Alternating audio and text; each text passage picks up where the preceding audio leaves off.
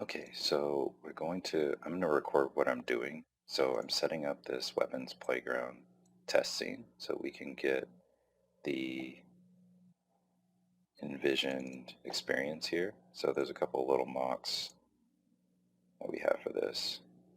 So the original one here it's this orange view. So we're going to have the ship kind of in the left. There's going to be some pagination stuff over here. This isn't an exact example, so it's just a kind of mock, but it gives you an idea of like all the information we want to capture. So we're going to ultimately get the weapon cards showing up in here. And then we'll have a shader preview going here, which can express the current attack angles and then any other ships that you have. So this is the wrong shape. It's a square. We actually need to make it rectangular. And that is because of this. And so the placement that you have available is this zone here. So if the map is a 225 by 225 meter grid, your placement is going to be this shape. So we give you a third, roughly, almost a third of it. And so you can move your ships around, and this is the same shape as the desk. So because of this, we need to change this shape to match. I think that this concept showed up just a little late, or early, I mean, and then of course, things changed over time, and so we now have this desk.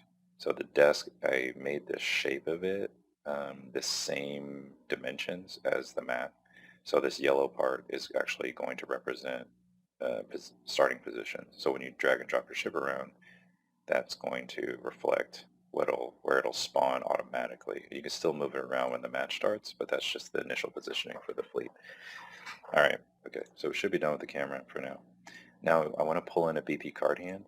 So what I did to get this scene going in maps, I did this in Unity. I create a script that manages the scene, and I found that to be really intuitive. So I want to start doing that here because I feel like it'll be more simple. Like right now it's kind of difficult to understand like where things are, and like because right now Playground 2 and Playground, I think they both might. This one doesn't matter as much. That was just me learning on some basic shader stuff. But this one in here, Playground 2, it's attached to core, game mode, BPGM home. But there's not really anything that's necessarily requiring it to be attached.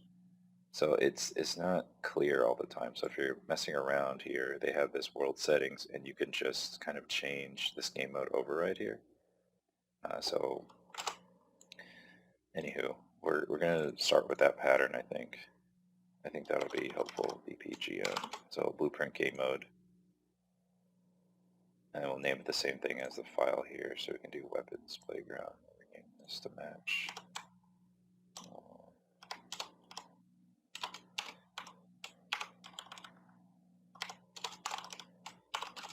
I don't know if that's the right.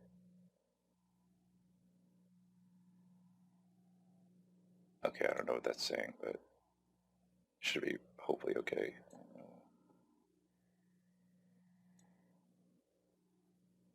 Okay, so now we have this. So we can crack this guy open, and here's the logic that will fire when this runs. So what we want to do is create a BP card hand, because we have that in the other scene.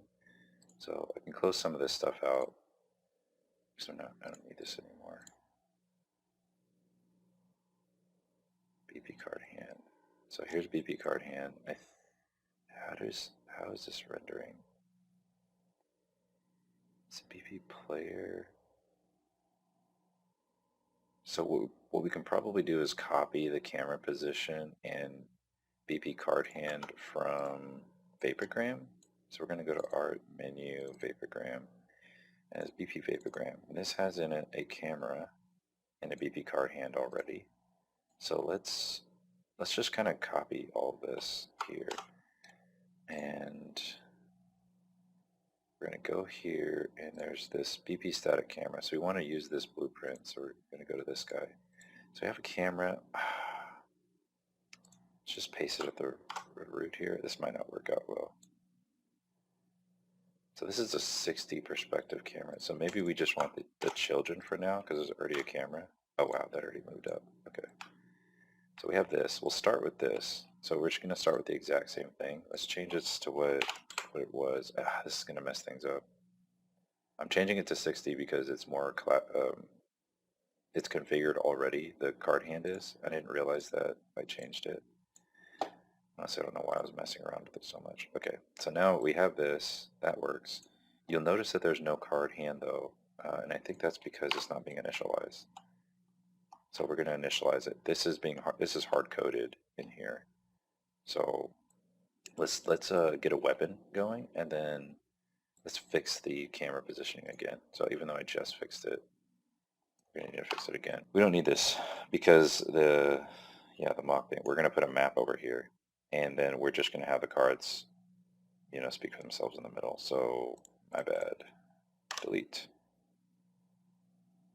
Okay, well, let me delete it until I turn off the one. All right, so we're going to delete. Now we'll get to the crux of the spawning the card hand. So it has this thing card hand, and it shows up here. Now we can go reference, close this down. Run your BP player. All right, we want to capture the, what is it called? This guy. BP simple static camera. So eventually we need to feed a data table into this to allow us to customize which cards show up based on what the player owns. But for now, we're just going to kind of hard code some things. And what I need to do is, so see this thing here? BP card hand, target child actor, cast BP card hand, show cards. We're going to take this, copy it, and now it's not going to work exactly. We're going to code to the event graph in here. And we can just put it on event begin play. We need to make sure this is the right variable. I don't think that that's going to work. As is a regular copy paste. So we'll take that, and it should call the method show cards. So that by itself should work. Eventually what I want to do is actually call the static camera from here. But I guess it doesn't matter because this is a test scene anyway. So, all right, so now it's showing up, and you can see it's trying to behave like we expect, but it's behind the desk. So we have an issue with the positioning and the size and stuff. So it's way over there. All right, so we'll try and fix that. All right, continuing. I'm a little conflicted here on how to record this. So I started working this morning, and then I was like, well, I'll record what I'm doing, so it can maybe teach, but it's longer than I want. So it's really hard to condense it when I know generally what I'm doing, but I run into kinks, and those kinks take like 20 minutes to come over, and it drags it on. So I have to do some editing, which I also try not to spend time on because then I'm not working on the game directly. But I think it's worth it for teaching, so I'll try and balance that out. So here we go. Let's just work, and I'll narrate what I'm thinking while I go. Oh yeah, I'm actually glad this happened. So you see how the desk drawer isn't out? I was struggling with this yesterday. This is one of those things that caught me. So we have a sequence here, and the static camera is pointing at the open desk drawer, but it's closed. So the scene is just looking at this open drawer. You can go here to open sequence, and you can mess with stuff in here, and this will move it. So like right now it's set to just pull out this drawer here, which I think is B. Yeah. And it's only one frame animation, and they set it to loop indefinitely. That was creating issues. That was my problem yesterday, is saying don't loop. I thought it would just stay where it was, but it doesn't. It like snaps back to its original position. So loop indefinitely leaves the drawer open whenever that one frame animation is done. But whenever you come into this scene and you reload the scene, it'll be closed again. So you have to reopen the scene, this sequence here. Moreover, I was having issues when I was moving the desk around. I was modifying the transform values and stuff yesterday to kind of get a feel I was trying to hack the level by zooming the camera out, but yeah, I think I want to take a different approach today. So at any rate, this is where I want it, but the camera isn't compatible at the moment. So I'll have to straighten that out. But like, if you're moving something and you don't want it to be a part of the animation, you can just delete this track here, and it'll behave better. So that's a bit of a caveat. Is like if you wanted to actually control the position over here, like typically you would in the outliner and details, then you have to be careful that it's not also in the animation, because it seems to default to storing that data in here. And so whenever you reload the level, it goes back to some incorrect position. It's very confusing. It makes it seem like Unreal's bugged or it's not saving, but really it's just a part of a sequencer, and it's hard to tell what is and isn't part of this sequence. Like it's just not. I guess they have this little UI thing here. Maybe that's what they were thinking. Is they probably ran into, like, someone ran into that, and then they're like, oh, we should make it clear that this thing is being affected by the sequencer. And so it's kind of, this thing here is referenced, but it to me is not intuitive. Like I don't think like that, but I'll get used to it. So anyways, blurb over on the sequencer. Okay, so hit play. Here's where we are. Maybe we just leave it like this for the time being, but I do want to try and get it closer, so we're going to take a crack at it. Where are you? It says BP card hand. This is the thing that's controlling the position. We have our spleen, and at the core of it is doing get transform at time. And it's doing this thing to find the distance, but this is dependent upon usable width, set card spacing. So this is dependent upon the size of the card. So right now we were only considering 14 cards, but if they're at size 10, this card scale, which is what I'd worked against originally, these numbers are correct. So what we could do is multiply these, or divide them by, what is it, multiply by 10, I suppose? Make sure that this, if we set up a linear function, then make sure that these numbers, when multiplied by 10, equal out this value. So like that's one way to think of it, I suppose. So I kind of don't want to do that, but I also don't know another way to approach it, because I think the problem is right here, and I guess I should visualize the problem. So if we go to BP card hand here, which interestingly enough, when you click it here, it gives you nothing. But if you click on the parent and then you click here, it'll actually select it. So if we expose properties, which I believe I did, I guess it's not going to work because this is a child actor component. So I'm not able to get to the properties in here, unfortunately. I would have to expose it here, I think, and then pass it down. That's been part of the struggle I've had, is like, even when you make these neat blueprints, you can't really edit them outside. You kind of have to come back into the blueprint. So I can come in here and I can edit the card scale that I've set up, I think. I don't see it. Which makes it really hard. Like, how do I edit this? I have to like specifically set it. So inside of this event graph, so we have as BP card, so we can just set card scale. But yeah, I can't set it in the UI, really doesn't support that. So by default it's 10. Making it public now, we can edit it. So we'll do this. It's in the graph. So pile. We're going to get a bad render. Okay, or not. It's fine. I think what happened is I'm doing show card first, and then I set the scale, which by then it doesn't matter. So we have to do this before show cards. I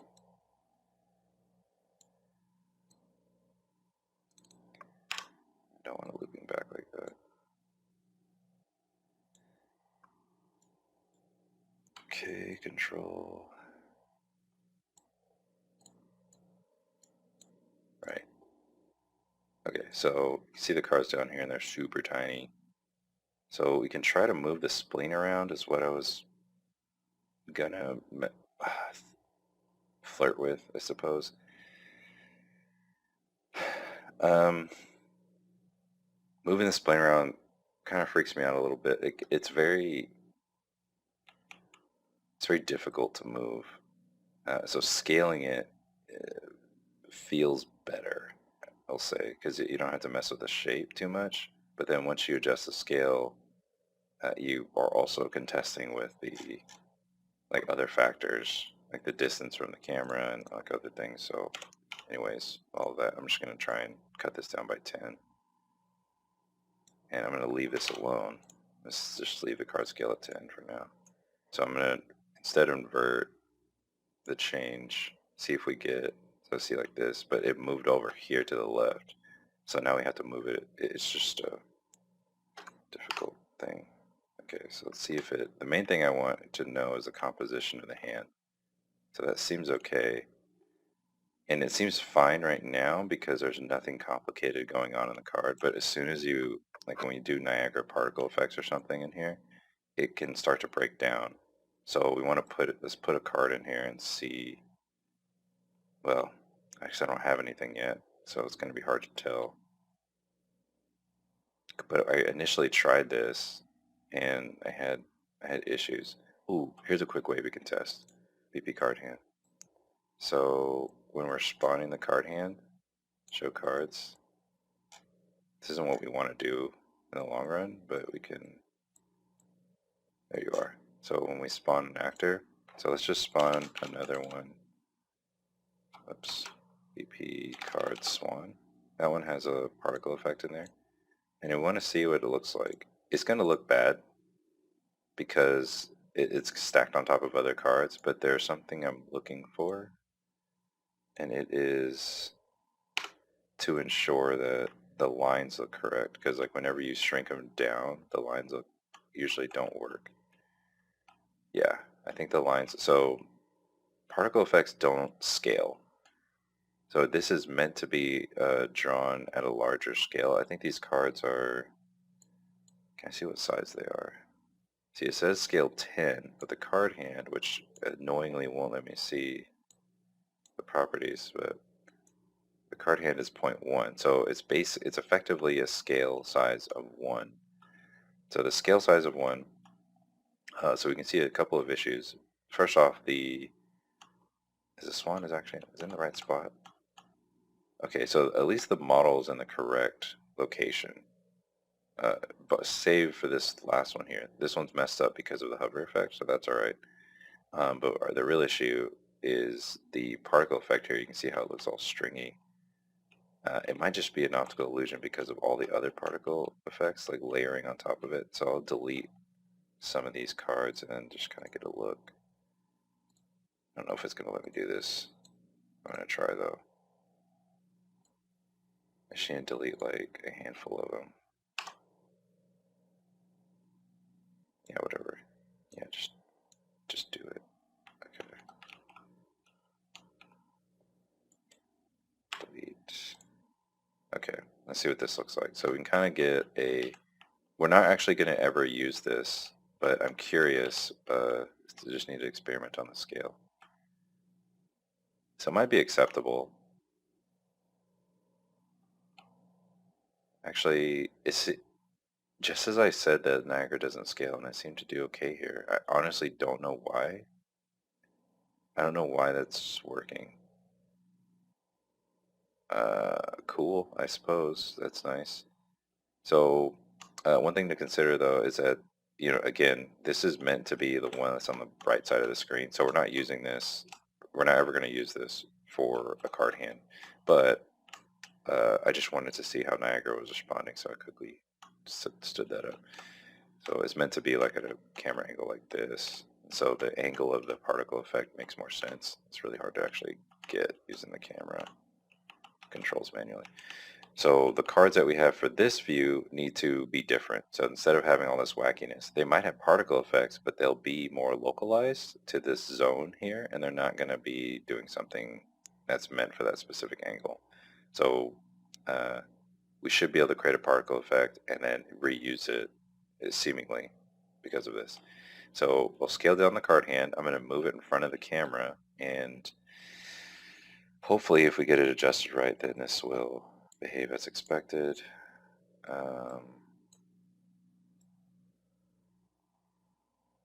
Can fix this. Let's go back to BB card. Okay, it's really cool to see all those other cards, the other ship cards in here now. I'm trying to get those in. All right, so we have this. Let me pull this guy up. I'm going to viewport, and we need to slide it around. So I'm going to be doing stuff like this on the side, but I found doing it on the same screen is a real nuisance.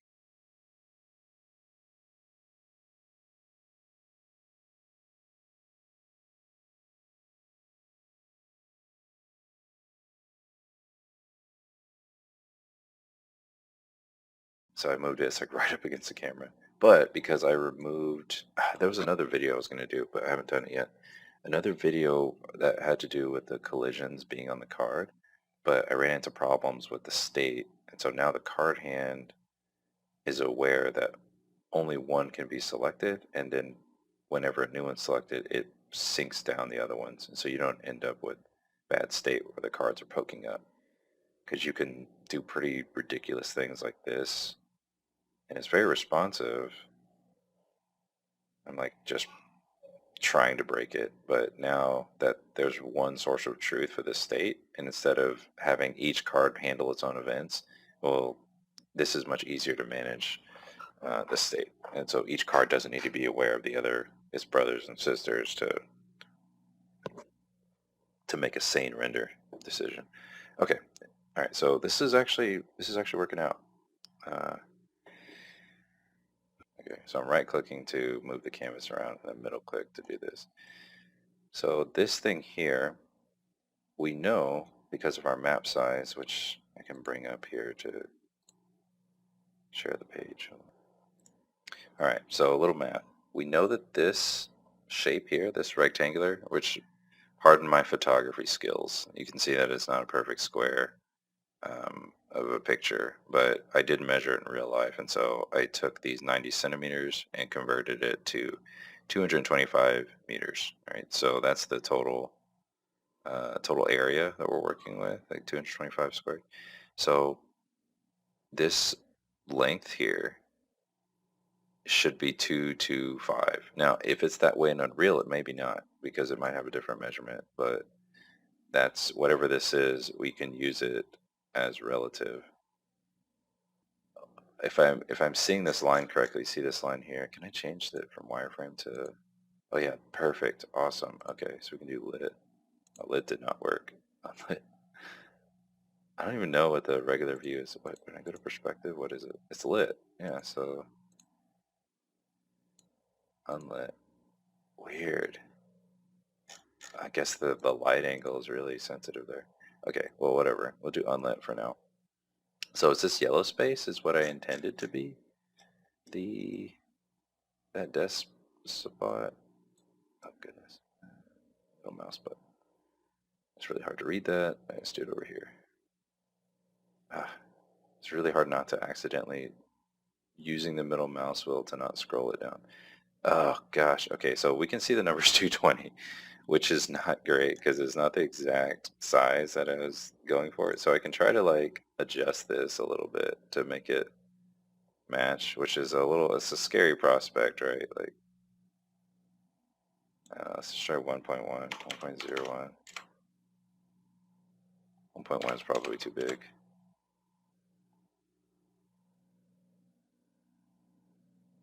Yeah, so now it's 240, yeah. I'm trying to get that perfect number here, 0.5.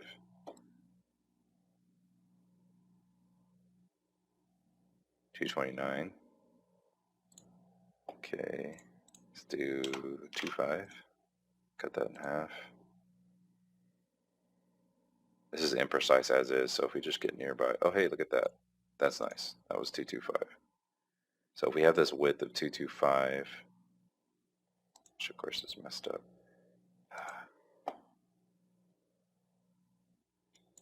See, my middle mouse button is also a scroll wheel, so I don't know how to like stop it from doing that. It's really difficult to get it to behave.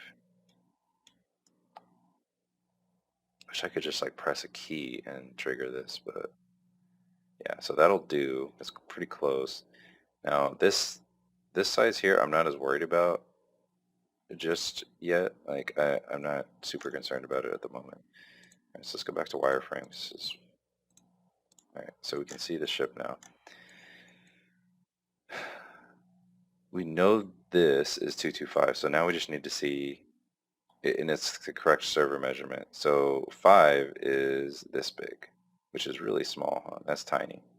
So if we we can create a cube to just handle that measurement for us. Let's go back to perspective. Let's get that ship and lift it up. It's probably in the disk now. Oh, it's not. It's just hard to see. Alright. So we'll create a cube and use it as a measure. If I'm not mistaken, the cube, we'll double check this whenever we...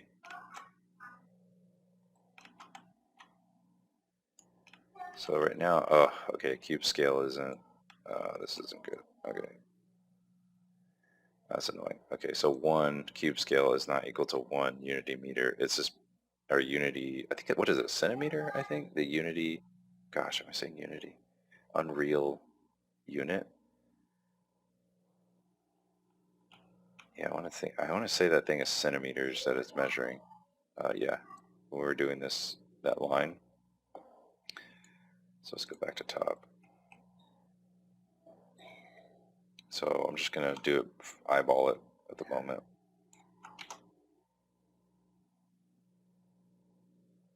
Control Z. It's adding all these things to the sequencer. No. Delete. Get out of the sequencer. Yeah, I don't want it in the sequencer. Okay. So we're going to come out here. I'm just going to adjust it over here because I want it to be uniform.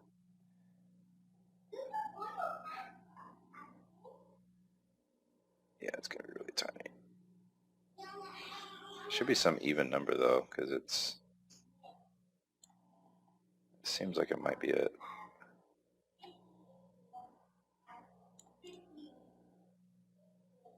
Five. So we can zoom in. Okay. So that should be it. So this is 5 centimeters. So I think a cube is a meter. It's either 1 or 2 meters. We can check by looking at, that's why I have this human in the scene. This human shape, so I can put a cube and just kind of get a feel for, that's not 1 meter. Did I make him giant? Oh no. Gosh, perspective is crazy. Yes, collided so I can clearly see. Scroll wheel. Yeah, so it's about, because if a human is roughly 2 meters tall in video game world, like this cube is about half height, so I think this is meant to be a meter, and I could Google it too, and have Googled it in the past. Okay, so let's get some cubes going for size. So this is, so we're working with a lot of systems here. So we have Unreal's measurement system, and then we have our server data. So our server data is going to treat the unit like this cube. It's not going to see the model. So this is the tiny size, and I want the player to be able to see and understand the differences in the ship sizes. So we have to visualize it appropriately. So whenever you have a ship and you have a puck and you're dropping it on the table here, that puck should roughly take up about this much space, because you can click that puck and drag it around and position it on the board, and this is how much space that you have. So if you're using tiny ships, you have a lot of space. The bigger the ship, the less space you have to customize with. And the more ships you have, and obviously that creates another issue where you have to position them all. Okay, so that's the tiny size. And can I make a folder? We're going to call these ship size references. What it is with the last word, I failed to capitalize it. Happens a lot. Okay. ship size references, tiny size. And so now that we have one, we should be able to, oh, I don't want that, be in order.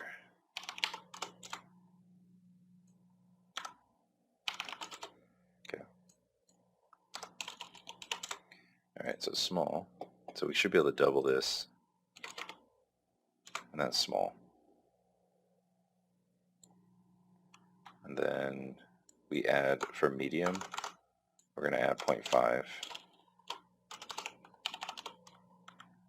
0.03.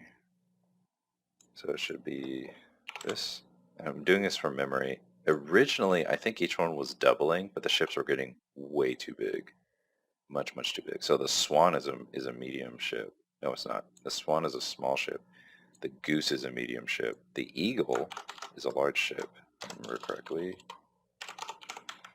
So let's do that, and then you're going to be 20.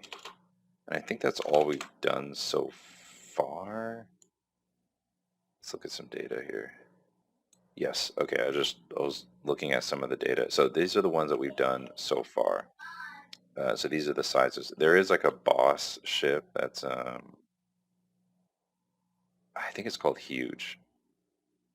There's two more levels of this, but we're not really using them. Oh yeah, here it is. Let me just drag this over. So ship size, tiny, small, medium, large, giant, and massive. So I think these are like kind of experimental. I don't know if we're gonna use those exactly as is. So I'm not gonna worry about them right now. We can do it later. These are the ones we actually have for like the demo and the first shot of the game. Okay, so we'll worry about this. These are the ones I want to balance the main gameplay around, and then we'll deal with the kind of ridiculous sizes later. So that informs, this shape here informs about what size this needs to be. So this is too big. Right? This isn't the right size. And so we'll probably, based on the size of this, also adjust the camera to more suitably fit the distance. Because right now it's set up to look good for this size ship, but that's not the right size. So, okay, let's get some examples, better examples as well in here. Goodness. Okay, so here, and it really is relative. So like we can increase on this map here. We need it to be exactly fitting around this size. Well, I say exactly around. Yeah, it needs to be near this size. But over here, we can do a relative adjustment. So maybe we double the size of the ships that are in this table, and that's all right, as long as it's relative for that consistent experience.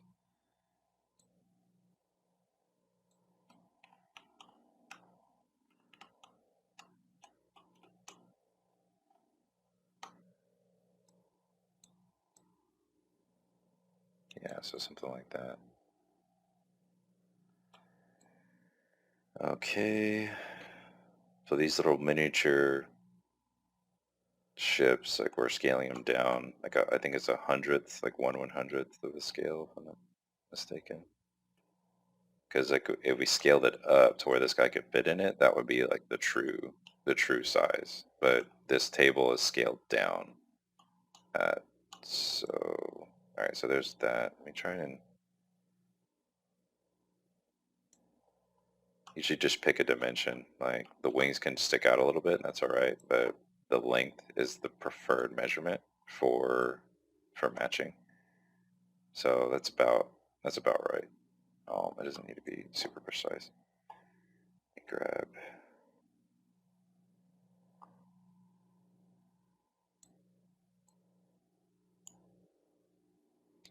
Just kind of throw that in there, and then see, we'll find a small ship. So we grab a Swan, which I think the lightest is Swan 15. Just grab this mesh. We don't need the whole blueprint. I just want the static mesh. Scale this guy way down.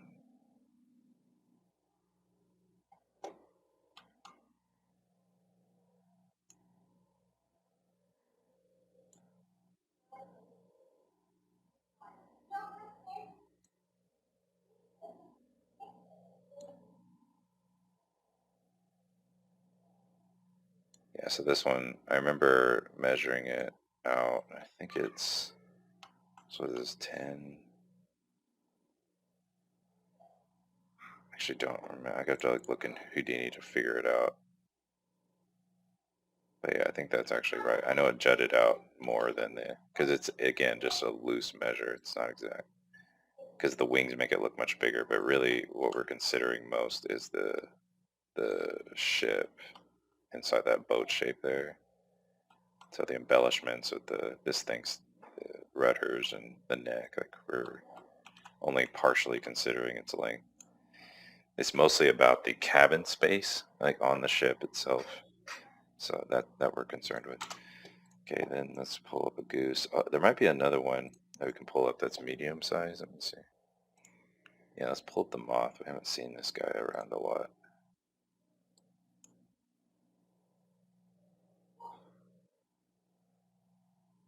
Okay.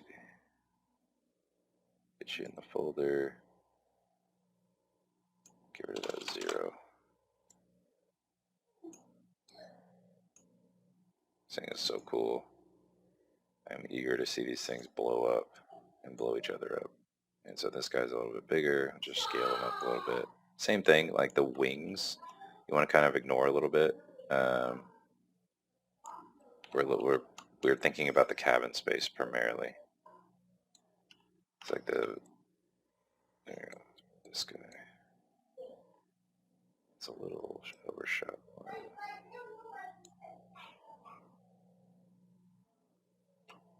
Or something like that. Yeah.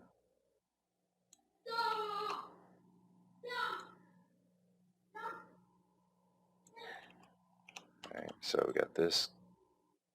I'm going to rotate them all.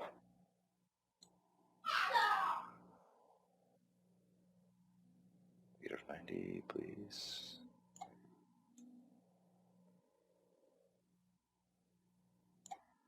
Okay. So we got this guy. And then a larger one would be the eagle. It's nice to actually get these like seen side by side like this. Like we don't. Oh, what happened? How did that delete? Did you see that? What was that about? Control Z.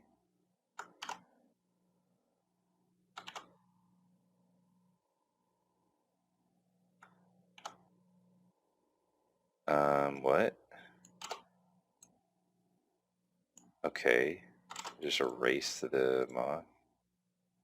That's kind of obnoxious. I don't know why it does stuff like this. Like, what is happening? I'll say that. Like, one difference between Unreal and Unity is the editor in Unreal sucks really bad. Like, it fails all the time. Like, the scene editor specifically. There's a ton of great functionality that outweigh the cons of like the scene editor's shortcomings, but that's a major frustration. Is like I'll make a change that's seemingly simple, and then it just goes away, or it just gets blasted by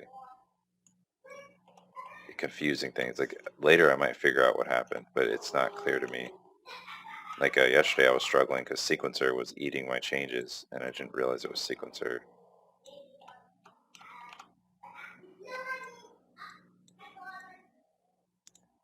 I mean, just like, so I just started pedantically hitting the save button because I don't really know what's happening. But you have to watch out because the sequencer track, I don't know what it's trying to grab, but we don't want it to grab any of this stuff. And hit save, it doesn't work. You have to hit save down here, like little things like that.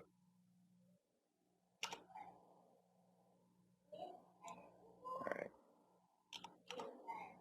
So scale it up. It's got big wings. We're going to go for the cabin length here. Yeah, that's about right. So it gets us a sense of scope there. So let's grab large and eagle and just slide them over a little bit. And up. Yes. Probably don't actually need the cube height. So I can probably flatten these cubes. So that because it really, that's not it's a 2D game, like in terms of the server data. Like, of course you're not gonna do anything. See, like, if I want to set them all to 0.1 here, I guess that worked, huh? There we go.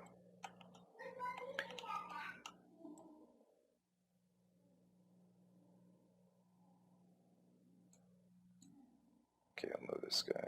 Just kind of get some, like, look like plates, I suppose. And they're all variable height from before.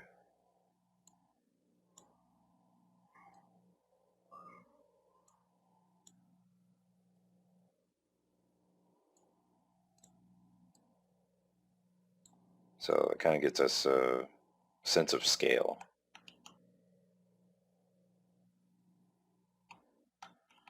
And then whenever they're customizing, I think right now, if we go back to the other scene, when you drop a Vaporgram puck, it's just too big. Like, it's not the right size. And that's all right. Like, come back and mess with that, fix it later. Like, get the scales to be just right. But we just needed to get the hard parts done, the interactivity going. All right, so let's see what's next here. All right, so now we have these sizes. We can kind of take them and we can use these as a reference. So if I'm going to use the goose as a reference, I'm just going to copy this and pull this out. How do I take it out of the folder? There's no like blank space for me to drop it in, or top level maybe here. There we go.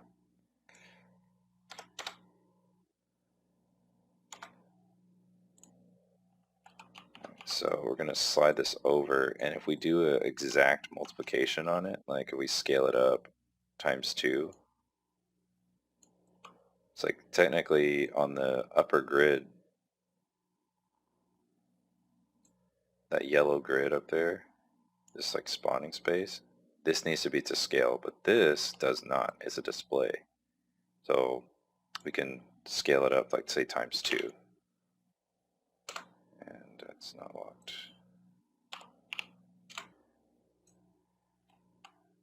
And maybe that's good, because large is going to take up more space. Large we know is going to take up 0.2 over there, so it's going to take a 0.4 over here. So we do 0.4. Yeah, so large ship will fit in this little drawer space. So yeah, that was about what I was guessing, where an eagle would be about this shape, but a goose maybe needs to be just a little bit smaller. So let's drop this to 0.3. And kind of get this and scale it to fit, to get a reasonable size representation. I'm going to put it like diagonal, because the camera angle, it needs to be reachable too. It needs to be able to see the slots. So each ship is probably going to have its own angle to do this, because the slots might be in a different spot. Like some of them might be on the back. And so that was a thought that I had. And it could just be that maybe we have the ship at some angle, and then you can't really reach the back maybe, but then we'll have it somewhere you can reach it. Something like that. Okay, let's see. Just pull you up a little bit. Just don't want it colliding. It's probably all right.